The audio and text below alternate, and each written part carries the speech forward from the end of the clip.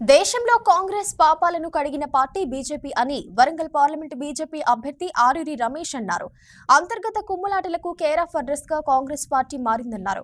ముచ్చటగా మూడవసారి బీజేపీ అధికారంలోకి వస్తే దేశంను 100 సంవత్సరాల అభివృద్ధి చేస్తుందన్నారు. రేగొండ మండలం గూడెపల్లిలో వరంగల్ పార్లమెంటు బీజేపీ అభ్యర్థి ఆరూరి రమేష్ మీడియా సమావేశం ఏర్పాటు చేశారు. ఈ కార్యక్రమంలో జిల్లా అధ్యక్షులు నిషిధర్ రెడ్డి, పార్లమెంటు ప్రభరి మురళీ గౌడ్, రాష్ట్ర క్రమశిక్షణ కమిటీ చైర్మన్ ధర్మారావు, రాష్ట్ర పార్టీ అధ్యక్షులు విజయరామరావు, అధికార ప్రతినిధి కీర్తిరెడ్డి, మండల పార్టీ అధ్యక్షుడు తిరుపతి రెడ్డి తదితరులు పాల్గొన్నారు.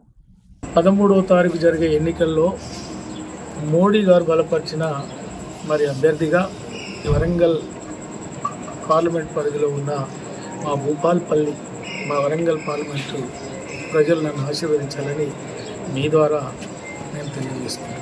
ఎందుకు మోడీకి ఓటు వేయాలి, కాంగ్రెస్ వాళ్ళు మాట్లాడే విధానాలు కూడా చెప్పాల్సిన అవసరం ఉంది.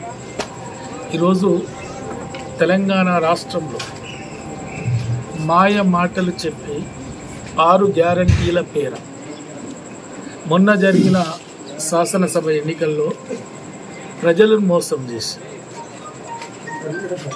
ప్రజలకు అమలు కాని హామీలు ఇచ్చి 2 లక్షల రైతు రుణమాఫీ అని, ప్రతి మహిళలకు 2500 అని, 500కే గ్యాస్ అని, 2 లక్షల రూపాయల రుణమాఫీ వెంటనే అని,